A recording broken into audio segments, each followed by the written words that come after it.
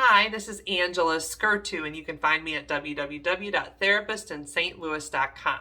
And today I want to talk to you about how you can move through triggers.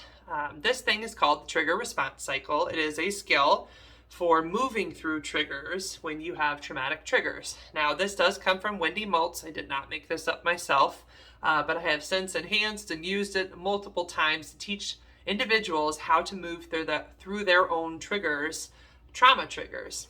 So essentially, there are 4 steps to moving through a trigger. One is to start observing that you're having a trigger. The hard thing about a trigger is that you go into your fight or flight mode. And so it is a different brain state. Think of the 4 ways that you respond when you are in your fight, flight, or freeze mode. So it's fight, flight, freeze, or acquiesce. Those are the 4 responses. They call it fawn, but I don't know why. That sounds weird to me. It is fawn, but like fawn, freeze, you kind of freeze, right? Or acquiesce, right? So anyhow, so the first one, fight, is where you fight. You're ready to fight somebody. You can feel it in your body. I personally feel it with red-facedness. Flight is when you find yourself just compelled to run and get out of the situation. People who have very strong flight mechanisms are like ready to get a divorce, right? Or they're like, I'm out, and they take their bags and they're going, right? That's when you have a very extreme flight response. Freeze is where when somebody comes at you with a conversation, you just freeze. You don't have anything to say. You kind of shut down. And then your acquiesce is where you just, people who pacify, you find yourself just doing what the other person wants to do. You're quickly apologizing. I'm sorry. That's kind of acquiesce. You're just going with the flow, right? So the first step to moving through a trigger is noticing when you're in one of those, logically noticing when you're in one of those patterns. And learning when they happen in your life over time. So some people, what I'll have them do is start observing day to day, what are my triggers and when do I have them? Like some people know, okay, darkness is my trigger, or this certain smell, or when my partner comes up behind me, that's a trigger for a lot of people, right?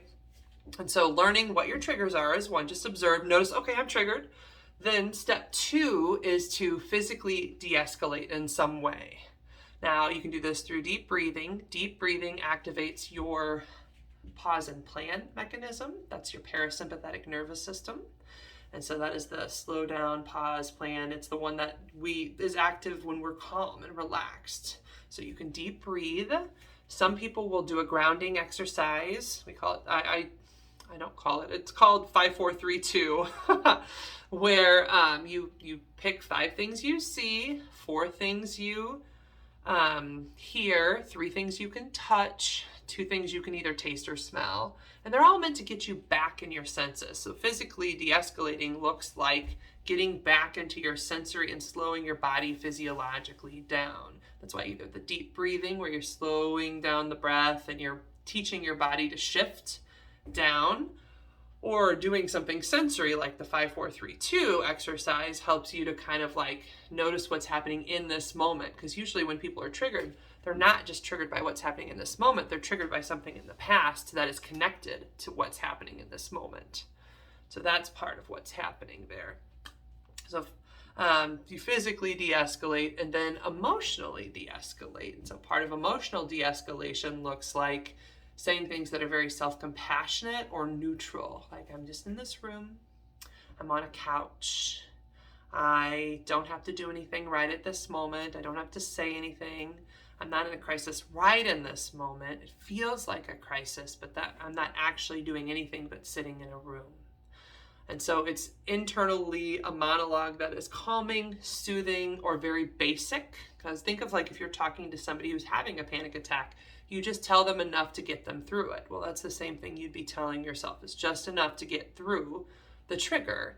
And what you basically do is rinse and repeat steps 2 and 3, the physical de-escalation and the emotional de-escalation, until you are on a 10 scale of stress around a 2 or 3 or below.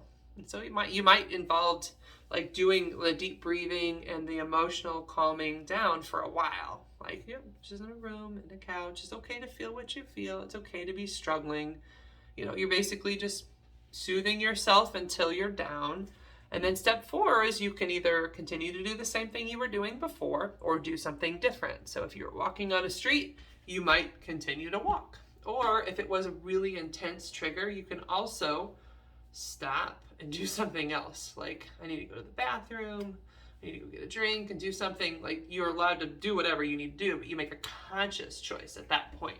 And that is the difference between moving through a trigger and your fight or flight brain making the decision for you. So this has been Angela Skirtu, and you can find me at www.therapistintstlouis.com. Thank you.